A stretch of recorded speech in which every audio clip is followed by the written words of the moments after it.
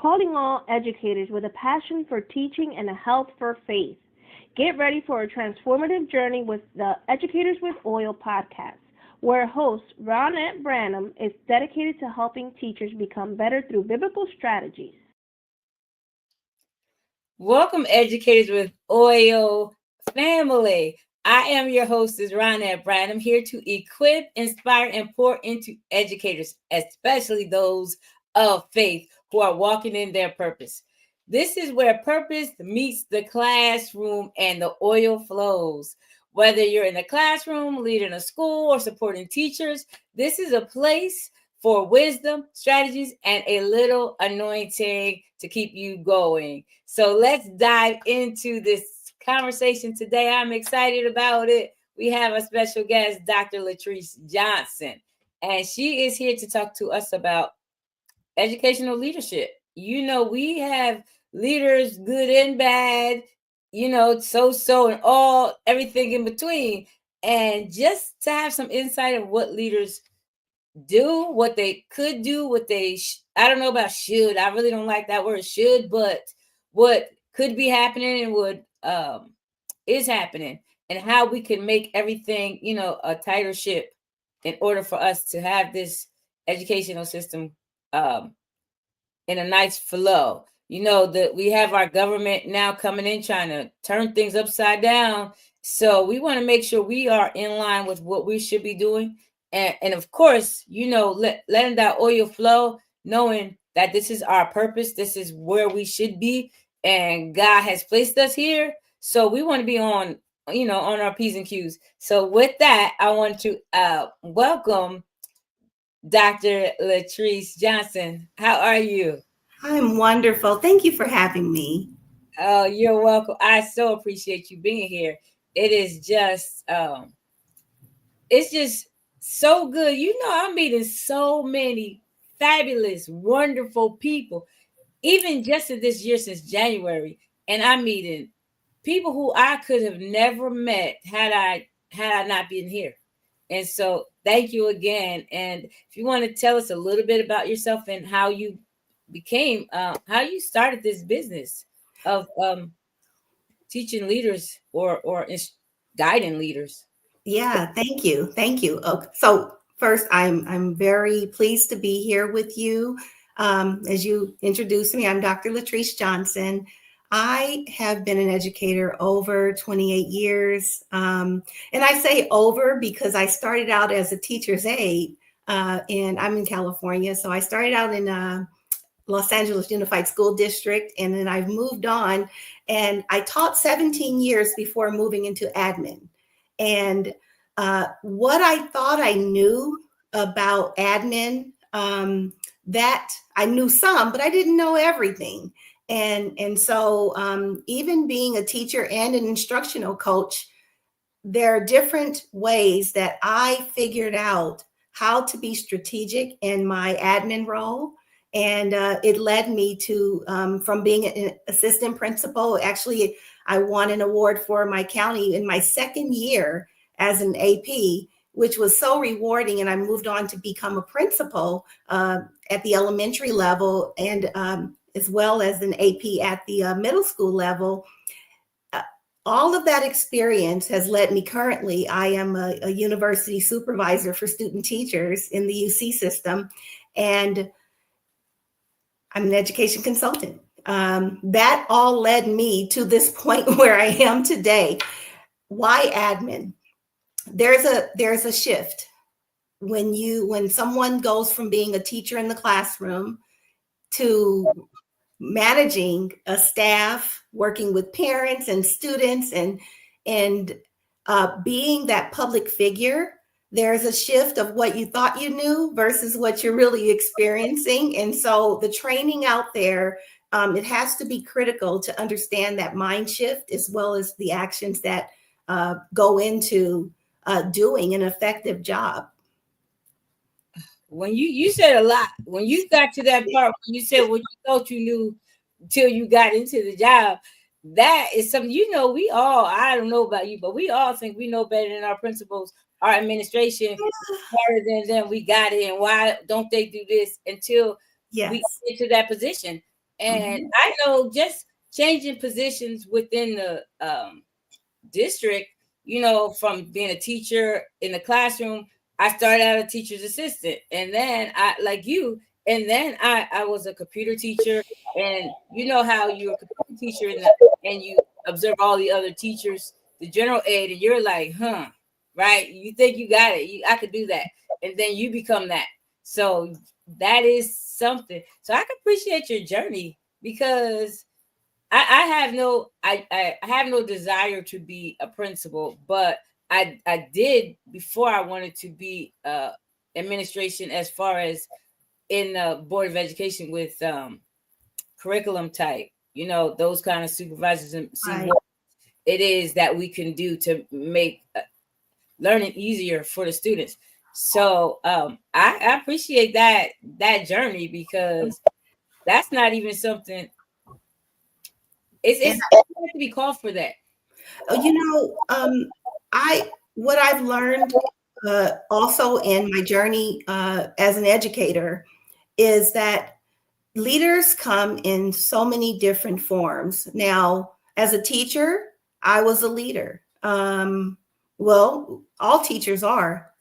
This is just my humble opinion, because we're leading our classrooms, we're leading structures that are in place. And as you step out of that, you begin to broaden your horizons as far as who you're impacting. And from being an instructional coach, it broadens, right? And so you just understand how to work with different groups, but also how not just work with them in their mindsets. You start to reflect on your own.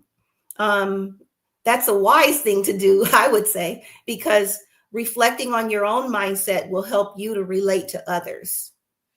Oh, that's my thing. That's my thing. I talk to people all the time where I'm talking about, what did I do today that worked? What did I do that didn't work? What could I improve on, even though it worked, but it could be something better? So every single day, I don't know, did that come with age? But it's because I'm doing that now. What happened today? Why did that happen? Can I tap into that some more? And so I think it's wisdom. It's I don't know about age, but but it's definitely if anyone, as educators, we're taught to reflect, right?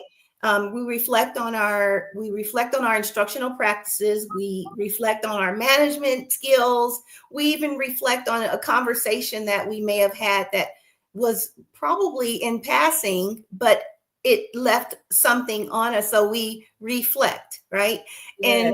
And so just reflecting on, did you do a fine job for that day? Yeah.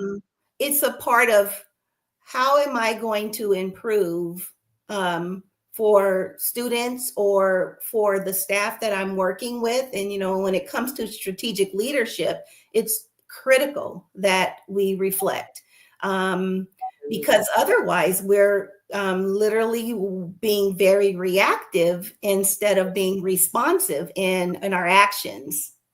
Absolutely. So you touched that. We're going to get there. So what is strategic leadership? Before we get that reactive, responsive mode, because I'm working on me, and I'm better and better every single day. But I had in the past, I'll say up until whenever, I was very reactive.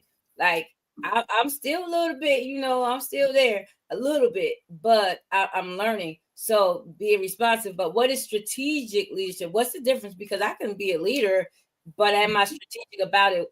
And what is that to you, being a strategic? Right. Yeah. For me, it's actions that are intentional.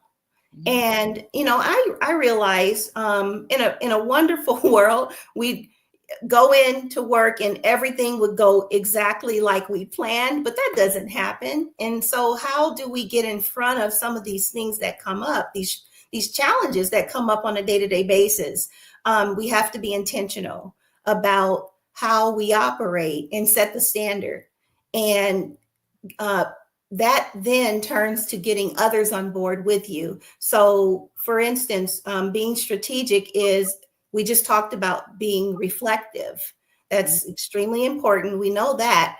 But going past the reflection, we have to then put systems in place that will help us to invite others into the fold. As a leader, the thing is, and I've been guilty of this, because I can say, oh, I'm going to get it done because I'm the best one to do it. And I'm just going to get it done. And it's quicker and easier that way, but not so fast, because you're leaving people out when a leader leaves people out of that strategic, intentional action, it becomes more work, because now you're trying to bring others into the fold of what you have designed, rather than getting them on the ground floor, on the foundation of what it is you're working on. Oh, okay. Yeah, because we want to run stuff and then say, come on, what you're going to do, this what you're going to do. But it does make sense. It does make sense. Like I spoke to you earlier about the conference, right? And I have a tentative outline of what I want, but as I bring people in, that is going to change, because I'm open to, because I don't know everything. I could pretend, okay, this is how it's going to run. But when I have input from other people, it will be smoother. The Bible talks about a threefold cord is stronger, than one. Or when two are walking together, it's better, because if one falls, you can help the other one up. If you're by yourself, then what? So I get that. Got to be in agreement. So I'm big with, I really believe in the power of collaboration. So when I was a school principal, the thing I worked on really heavily with my leadership team was building collaborative processes that everyone was invited to have the conversation without feeling like what they said was going to be judged. And that's a hard thing for, someone in a group to speak up. But it's also very necessary. So, and then on the flip side of that, someone speaking up too much, as in they're monopolizing the time, really lends no space for those who have a voice, because they kind of shrink. And so what I would want to do, what I did rather, is ensure that there are systems, even in our collaboration, that everyone has a voice and we are respected in our voice in that space whenever we had leadership meetings. Yeah. So that, that works, because how you're a lot of times you're in these meetings, and you do have someone, monopolizing or talking a lot, or when they talk during that time, like I'm trying to do right now, that when they get their turn, they watch other people speak for a minute, 2 minutes, right? But then we'll go into a whole backstory and all this, and just to get to what we're trying to say. So we do have to be mindful. And then what it takes is a great facilitator, a great leader who's there facilitating to bring everybody in. So what you're saying, it does help with that collaboration when everybody has their input. Absolutely. And, something else comes to my mind when it comes to strategic leadership, particularly with those that are leaving, those educators out there who are leaving the classroom, stepping into administration as an assistant principal. I mentioned earlier, it's a whole new ball game. And what you thought you knew, some of it, but then it can come up on you pretty quickly. And we talked about beforehand that idea of that firefighter being that person that's putting out those fires. My biggest thing was, those fires will come, but how can you develop systems to be proactive or responsive in those fires rather than stumping out a fire here and then stumping out a fire there? And by the end of the day, in the end of the month, it just leaves burnout. And so what I've been working on is I actually offer free professional developments through my my platform through Levels in Mindset, to talk to educators out there about how to use data in order to drive decisions and creating strategic plans to work with your staff. For instance, I just worked with one of the assistant principals that I'm coaching on developing zones on her campus to help with her supervision aides so that she can then start to communicate with them in a way that they are understanding through visuals, through verbal, through weekly meetings. So she created these strategic plans just by looking at the data of where those hotspots are on campus, which was, she was just blown away that we had gone through that process. That, you know, how that is, like, all I had to do was do one thing, and then that system is in place. Because, like, when you talk about that reactive and that putting out fires versus being responsive or proactive, is that something, is that a norm where we're always putting out fires, where people tend to always put out fires? Or is that you just maybe got lucky, or you had a system that you didn't have that always? Because I watch different things. We have small, I teach in an elementary school. We have small children who are doing things every day. When I say things, they're not where they should be.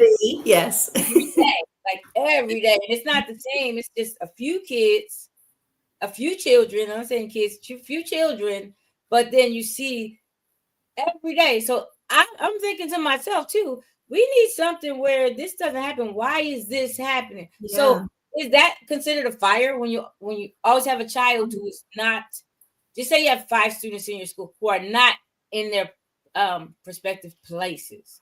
Yeah. So when you think about the practices or the priorities of school leadership, the number one factor that any school leader must be attentive to is safety. And in safety, there are different components. You have your safe school plan, you have some programs or some strategies that may be in place, but you have to, especially as an assistant principal, you have to go in evaluating, being mindful day to day of how are these practices going? Are they working? Taking in data, taking in the number of incidents that are coming through, and from where are they? From the playground? What is the matter or the issue or the violation, so to speak, of why students are sent up? And that data is going to drive the decision making on, for instance, as I mentioned, the young lady I've been working with, the zones. It's going to drive the decisions on communicating not just with the supervision, but it's going to drive the communication with teachers. It's going to drive as the administrator, actions. You're going to call a discipline assembly. You're going to do these things, but it would be putting out a fire if you put the cart before the horse, having actions but no data to back it up, no reason. So it creates frustration as well. Okay, so because this is a thing. I'm a teacher, so if you come to me with these rules, I don't know why, and I'm like, okay, So I didn't even think it through because I don't have that situation. So then when I get that situation, then I'm like, I will be like, oh yeah, that's why. But it's kind of, I didn't pay attention because I didn't have an understanding of what this rule was. I'm gonna call it rule, you know, whatever it is. So yeah, I can understand that a little bit when you say putting the cart before the horse with that. So and it's culture. It's, I said school safety, but it's really about culture, as school culture as well, because if there is the ample, another strategic strategy out there, being intentional, the communication, not just putting something, some sort of initiative on at the school site, but it's the communication of that, not just what is going wrong, but we're implementing this through collaboration. We have come up with, whether it be the leadership team or the discipline committee, we have come up with these strategies, and we want your input as a staff and parents, school site council, and from that you then begin to implement, but you also provide feedback of how it's going to the staff, because like you said, you're in the classroom, your number one is to ensure that the students are learning, and all this other stuff that's going on the playground or wherever on campus is getting in the way of that. So there has to be this comprehensive way of communicating. Yeah. So I get it. I'm trying to put what you're saying into a scenario, and I don't want to throw out scenarios. Okay. I just say, you say the playground. I worked at a school. We had a nurse. This is my school right now, but prior I had a nurse, and she never took lunch. And I said, you have to take a lunch. You have to. That's just, you need that rest. And lunchtime was a terrible time for her to take a lunch. So she would try to take it at the end of the day. And she would, when she decided, she would have to leave the nurse's office and go to her car. So it was like every day at lunch time, recess, the students were coming. It was an elementary school. The students were coming in hurt, all scraped up, and then they come with a friend carrying them, helping them get into the nurse office, but every single day. So I would think during the lunchtime, there will be some system in place where we don't have that many accidents. I don't know what it's like now. The kids, then they were up to 5th grade, and now they're down to 3rd grade. But she has since retired.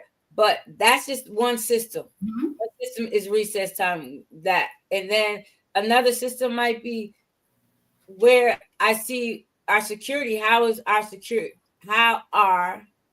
security being utilized? Is my security babysitting? These children who we don't have a system in place for. Or is my security being used for whatever it is, as opposed to securing the building? I don't know what that is, because securing the building has to do with our students as well. So like as you have these questions, what you're saying with I'm hearing that because of issues that come up, it prompts questions, right? And so as a strategic leader should also do that. And this is not to say, because I'm saying should, I'm not saying that it's not happening, but this is just, if someone out there is struggling with coming up with strategies, starting with those questions are a great way to prompt more inquiry. So you're looking for data. And I actually have some suggestions on how to collect data on the go. And you're also prompting inquiry by talking with staff, talking with parents, having those surveys out there. I know in California, I'm not sure what you guys have where you're at, but we have something called a panorama survey. And panorama survey basically gives you the temperature of your campus. And from that, you can utilize that data to then evaluate the systems that are in place. So strategies. Can I go on? You want me to go into those? Yeah, we can. Okay. When you say that, before you get that far, we had a meeting, and our principal was talking about the surveys that she gave to the students and to the parents. I don't know who else. Could have been to us, but I don't know. And I hate surveys. I really do. I don't think they're anonymous, right? Yeah, a lot of people don't. We got one just came through yesterday, and I'm still working on it because I don't believe that. That's my opinion. It probably is. It could be, but you have to log in and stuff like that. So it measured the temperature of how the students and their parents perceived our school. Right. And there were some things that even if the students perceived that wasn't the reality, but that was their perception. Yes. And it's just, that's what it was. So we had to adjust. Why do they feel like this? What are we doing to make this impression, or is there something that we're doing, or is it something that we could be doing? So I like that idea. Yeah, because when we talk about being strategic and solving these, it's not always the easiest route, because you have to get to the root cause. And what you said is, why are they perceiving it that way? Because for us, we're doing what we think is necessary. But why is it being perceived that way? And that prompts, again, more questions, more conversation, more refinement. And it's a journey. It's an ongoing process. It's like, it's one of those things where you don't necessarily, as educators, we get a different class every year, right? As a school leader, you get the measure of your staff turnover could be different, but there are some that are a little bit more stable than others. But the point is, you are constantly reflecting, you are constantly refining. And then even when you think you got it, you got to go back to the table and continue the work, right? And so those strategies, the number one strategy that I always tell my my clients who I coach is that they've got to be visible. It's extremely important. And it may feel like that if you're out on the playground, in the lunch area, if you're in the classrooms, there's work in your office that needs to get done. Yeah. Well, what will happen is you will be able to actually, I don't want to say reduce. You'll be able to strategically work on some of those matters without even realizing it, because you're in the classroom, you're observing instruction, but you're also observing class management. You're supporting your teachers because you're present. You're walking through the corridors, you're on the playground, you can see those hot spots. And then you can then go and talk to the necessary people who you want to get on board to support you, or you can talk to those necessary people that need to get on board in order to support what is going on. Let me see. There it is. I kept my phone near for a reason. We walk around with our phones so much, right? Here's the deal. This is my data collector. If I'm walking campus and I see a hazard, say that I need to speak to my custodian about, I'm going to take a picture of that, because then that's strategic. And then so that I won't forget and go, oh, I saw that last week. Oh, if I'm walking and I see something that I need to address, or if I remember, oh, I have to speak with Mr. or Mrs. such and such, I'm going to take my note.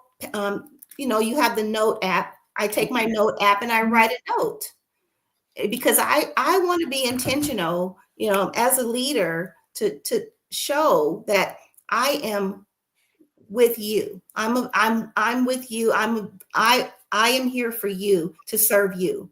And having a safe, clean campus is one, but also being responsive in that, and being responsible as a leader. It's a small step, but it's so big. Oops. Absolutely. Yeah, so because some schools you can go to where you never see the principal, some schools you can. We just happen to have principal. She's there in the morning, and definitely in the morning, and in the afternoon. She and you can walk around different times, and you see her in the hallway. Yes, that is a good idea.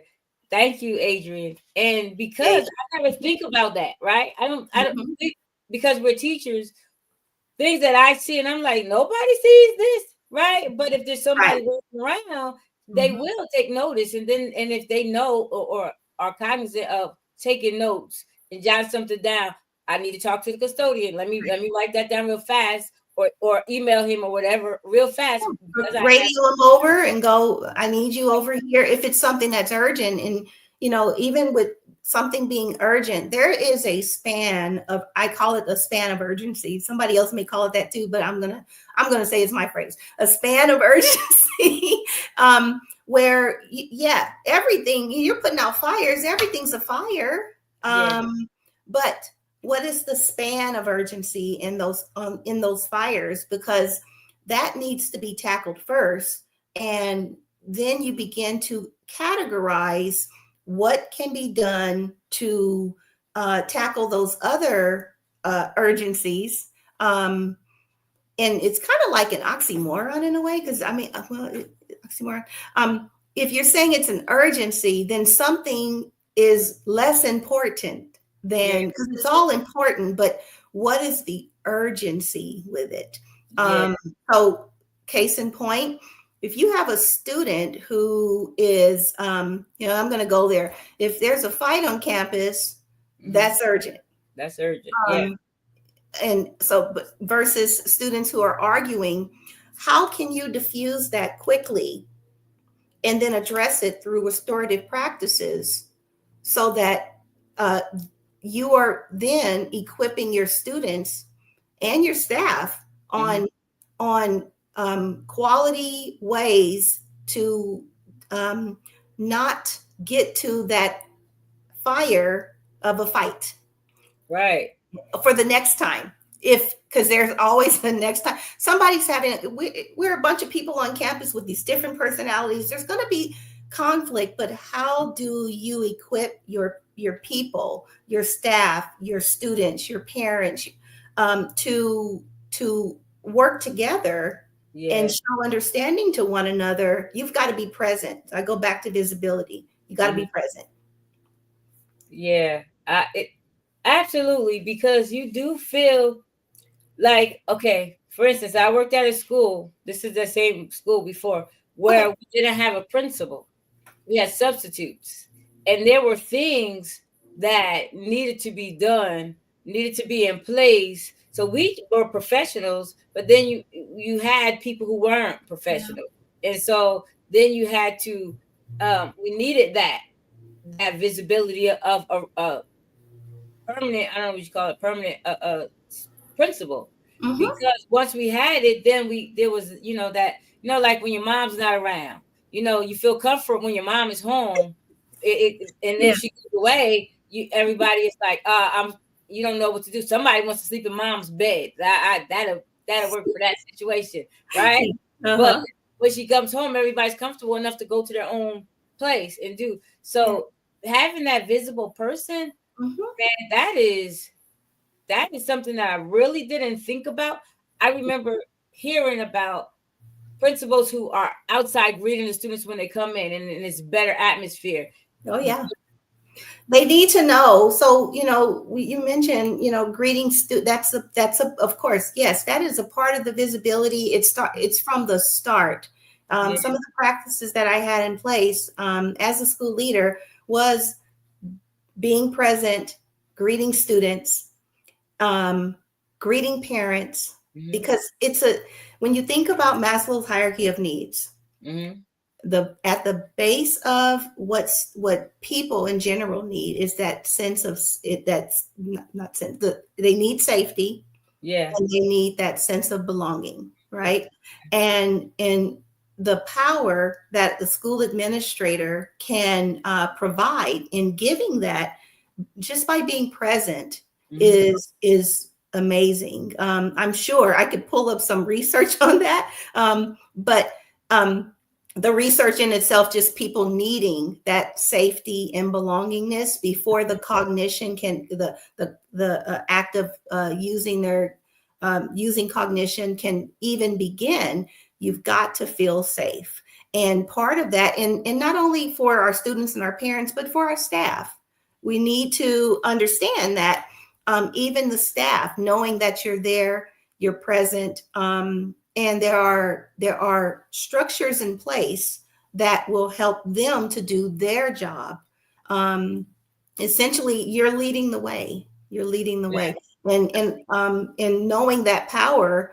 It's not about being powerful, but it's about knowing that the power that is within you will drive your actions as a leader.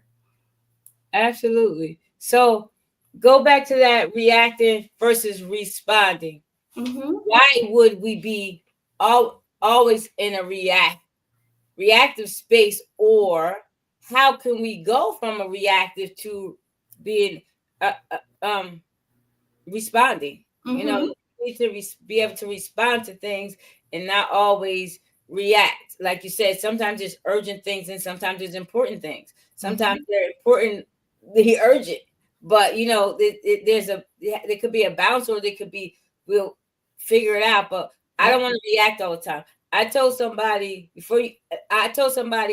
I got a miracle, sort of, right?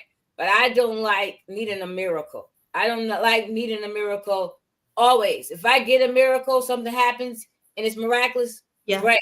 But I don't want to need a miracle all the time. I want to have something in place where I'm good.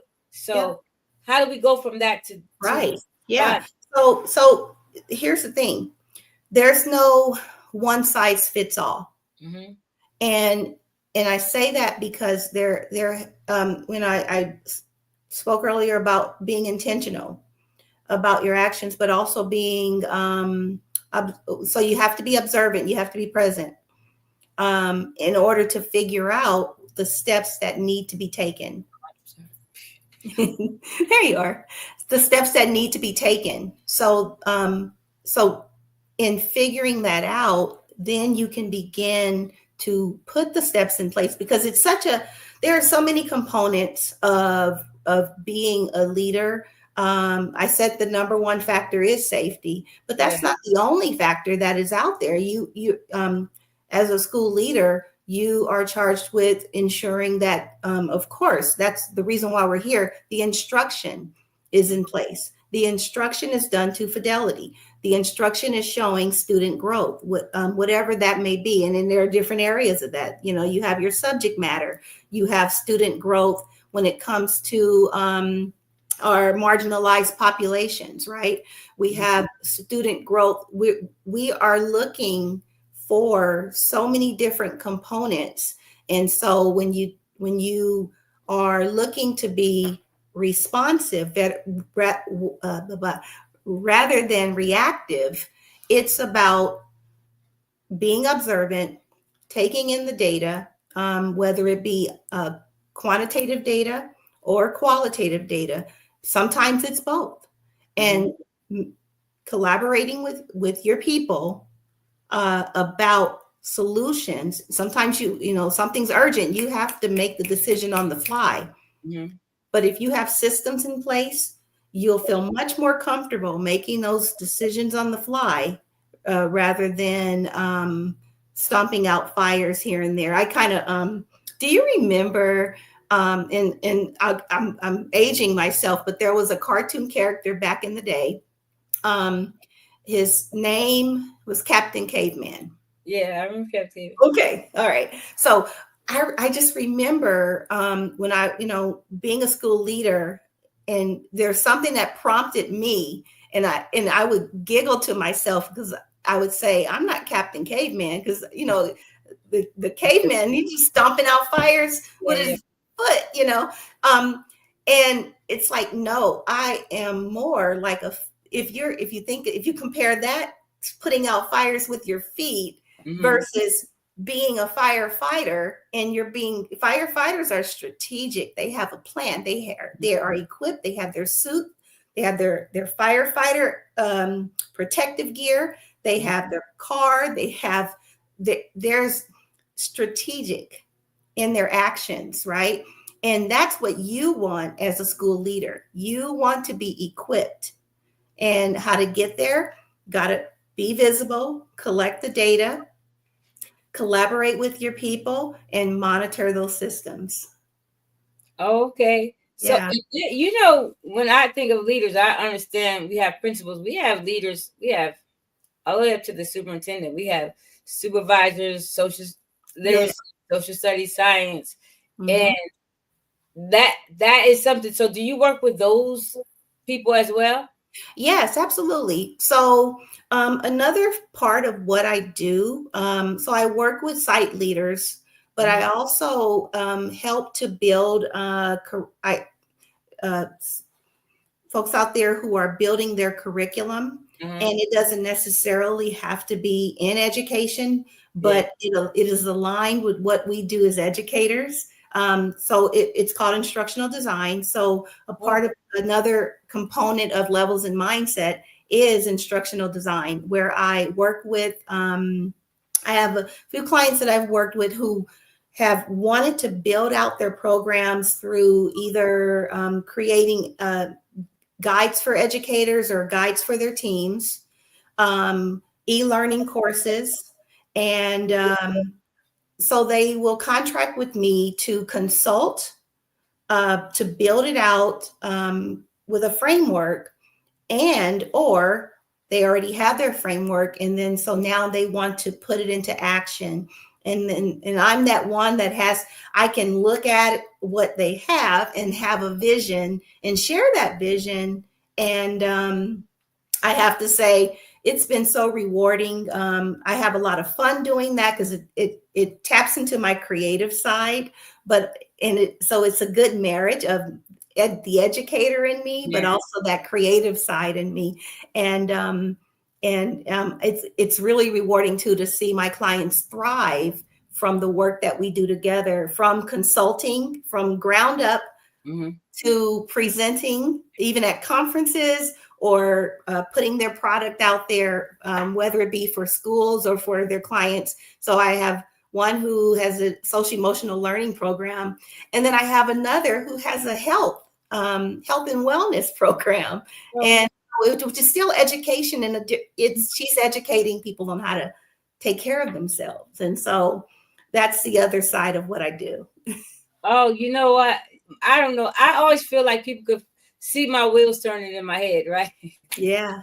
But I'm a part of a community where a lot of the speakers, it's the Speakers Next Level Speakers Academy, and a lot of the speakers have programs where they go into the school, they build their framework, and then they build it around their speech, whatever their speech is, whatever they bring to the school, and they bring, they build their framework around, they build their foundations around, they have, they build their curriculums around, like you said. And so I'm like, oh, I know some people, right? I need to talk to you after this. Absolutely. Building, and we are on these calls a few times a week, and a woman was talking about what she does, and she's forgetting like how to talk about her curriculum. And it was told to her about, you always talk about that framework as something different, not you. So when you're not just talking about yourself, but you talk about that framework. So then just say, like, they have the what is it called, the flight assessment. So they talk about the flight assessment as its own entity, and they don't just talk about themselves, what they do, but they say this is something that we use to assess people, that flight assessment, even though they built it. It's just that's an entity. So I'm hearing you. So common traps. We talked about it, but we didn't really talk about the common traps that keep educators and leaders in a reactive mode. Yes. Are there traps that keep us in a reactive mode so that we don't have to be always reactive, putting out fires? Or is it? Nah, there are traps. I don't even. Yeah, we're gonna be like, I don't know if you ever watched that show, Iyanla, where she says, "Call a thing a thing." So we're just gonna call a thing a thing. Yeah. Right. No, there's some things that keep us in this mode. I do that. I do. Because in our house, if we always have to, like me, I'm gonna tell you the truth. If I always have to every Friday take the clothes off my couch that I had on all week for built up for the week, that's something that I'm doing wrong because I didn't do it right. Every day I get undressed and my clothes end up on the couch. Yeah. I didn't do it right. If I do it right, I won't have to do that every Friday. I won't. That's just there's traps that I don't know how to get out of that trap. The first trap I actually can think of, and this is a common one, particularly with and it, before I even go there, I'm going to put a little caveat in here. I don't want to hurt anybody's feelings because it's I do this exercise with my clients when I'm coaching them. And this one is more about being clear of who you are in your role and the expectation of that. And so being clear in your role, I do this exercise. It's called title versus role. And in that exercise, I have my clients go through the title, the job expectations, and from there, then they are allowed to decide on what do they do under that title.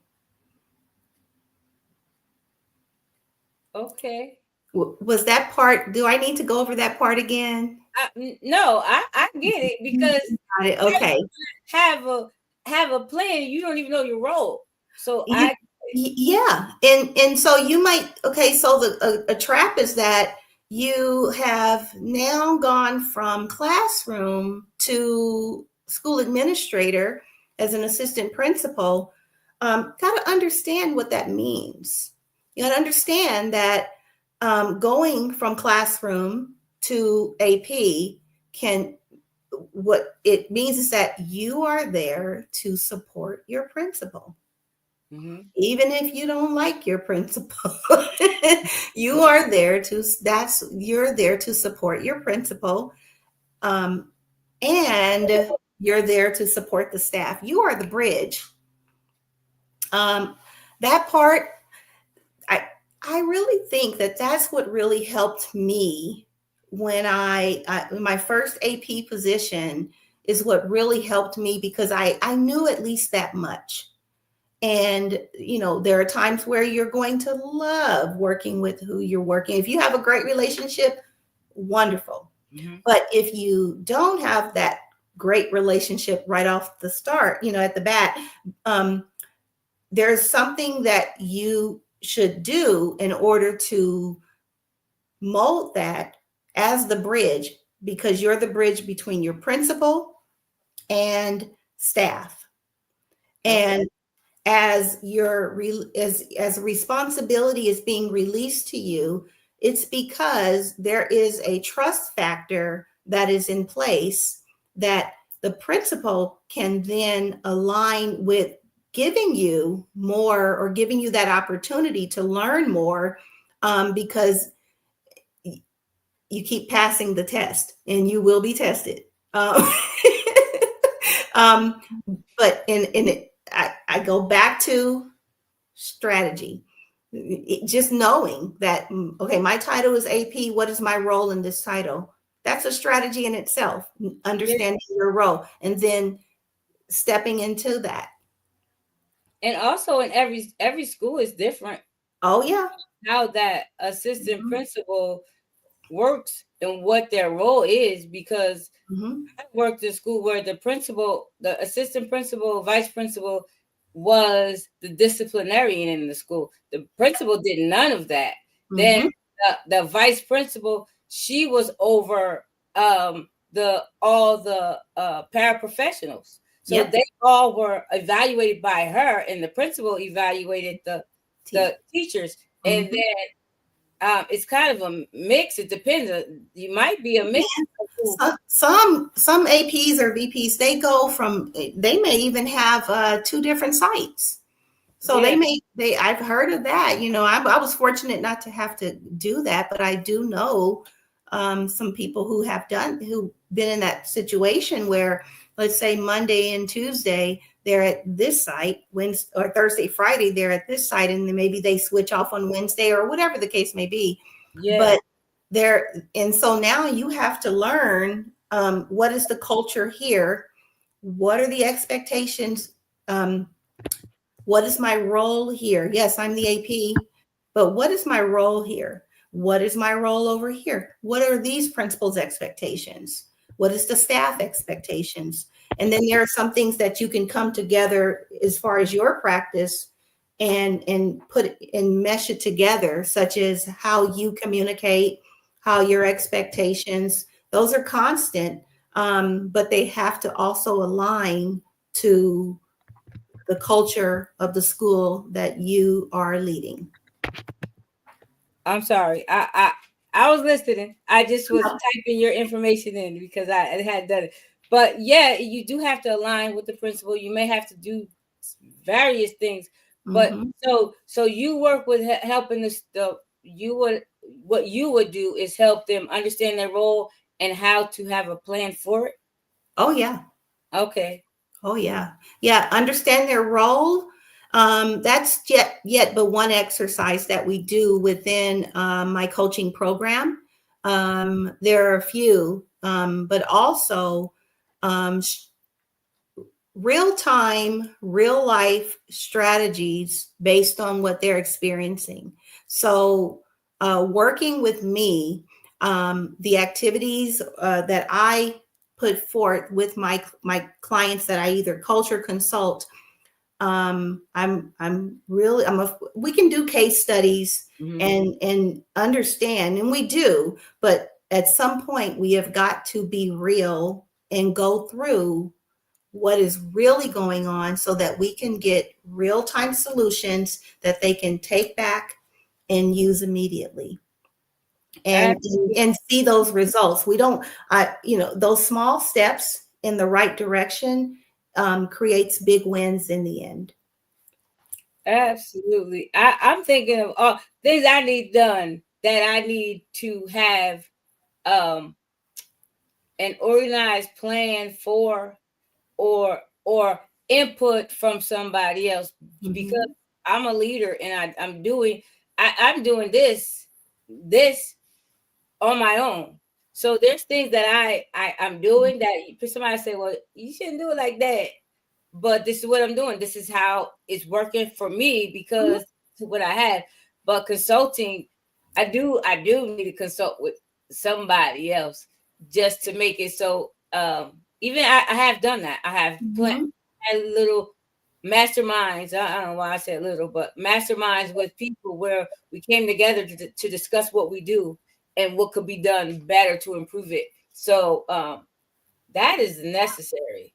It really is. And you get so many ideas. You get so many ideas when you, it's like you have a lens that you're looking through and you have your way, but when you start to get others in that you can trust, I should really say before even going there, working with my clients, I know that it's critical to build trust. We have to build the trust. They have to know me. They have to know what I stand for. They have to know, as in, what are my values? And the first thing I value is success. And in that success, I want my client to feel that. I want my clients to know that they're heard. I want my clients to know that what they are putting forth is a vision that they're trying to birth. And that right there is value. It's value for them, and that because they choose to work with me, it's value for me. Yeah. And if I'm honest, if I cannot fulfill that, then I will tell them. But if I can, oh, let's go. We're on it, and we're gonna, and you will be successful at it. I appreciate that. So we're going to recap real quick. I'm like, I still have more things to talk about. We really didn't talk about those common traps. And it is like almost hitting an hour. And time. Well, I will come back if you just say the word. This has been amazing. We'll be on the schedule. So, Yes. and we could talk about what you do outside of educator leadership and people who have these programs. That we need leadership. I mean, because what I want to do is this, and there's some, there's some things that I need that I don't know, or that I know, but I'm not implementing it the way it should be done. So that is just that. But go back into that.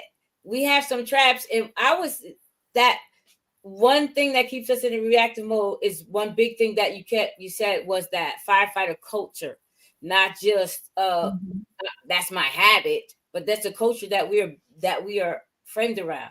Right. Another thing, I always say, okay, I'm gonna say you said it, so I'm gonna say you said it. Has to do with planning or lack of planning, right? Oh, yeah. You said that. Right.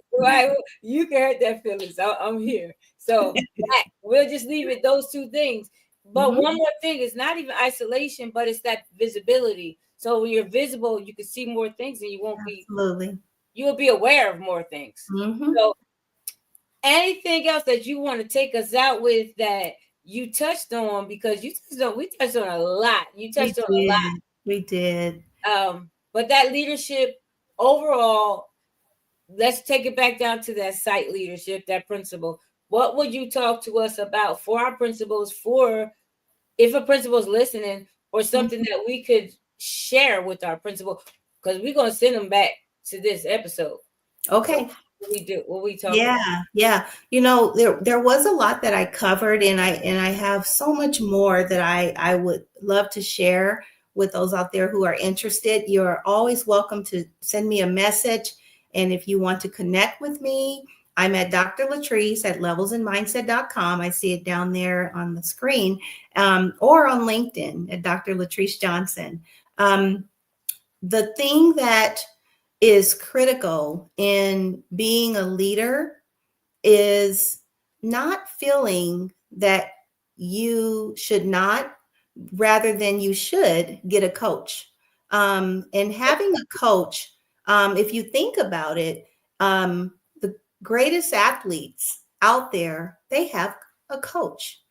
They have someone that they can turn to and get the direction, bounce ideas off of, get that perspective that you would need in order to then make moves that are well thought through. And here's the deal: admin is a lonely job. It is lonely, and so having someone that will work with you, alongside you, that you can call up, you can send a message to, boy, is it powerful. And that's what's driving the work that I, because I've been there, I've been in that lonely space, but I've also worked with a coach who I value to this day, and still can call this person up and say, hey, what do you think? Because they know me. They know my heart. They know the work. They know what drives me. And so that's what I want to leave you with. It's okay to have that support, because it is a lonely job. Yeah, absolutely. That I always try to, after somebody says something, I should, but it's so true, because I have different communities that I'm in, and like one is the Speakers Academy, and we have coaches, and then we have local coaches, and so if it wasn't for them, some things that I do here, I wouldn't do prior to having that input and then that coaching. So that really works. And even with my teaching, having guests on here helps me. Right. So I thank you for that. Thank Yeah. you for that. I don't want to keep on because I could start another hour up. Yeah. This is fun. What I want to do, I don't know if I could do it. It might be kind of late for me to go live after this on YouTube or on Facebook, but I might just do it. Anybody wants to come back and discuss what we discussed today and how awesome this episode was, I'll be there. Educators with Oil, Ronnette Branham and Educators with Oil, on Facebook if you want to join me. So thank you again, Dr. La-Trice, and we definitely going to have you back. We're going to, instead of being broad, we're going to narrow it down. We may have to have 2 more episodes. Hey, let's do it. Because leadership is, I'm a leader in my classroom. So, leading, and I'm a leader right here. This is That's right. leadership.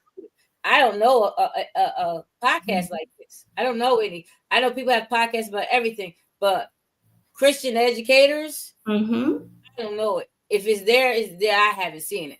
So I'm trying to pave. I'm #1 educational podcast in the world. That's right. Paving the way. Before we go, Ronnette, it's okay. I want to let your viewers out there know I'm also a published author.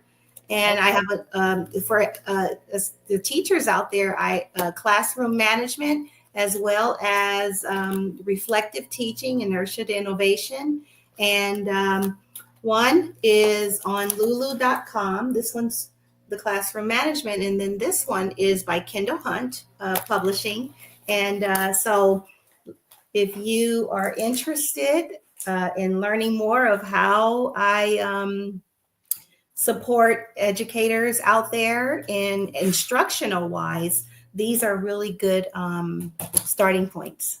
Okay, thank you. So if you send me that information, or you could put it in the comments on the YouTube comments, then you could put it in there and we could get you that way.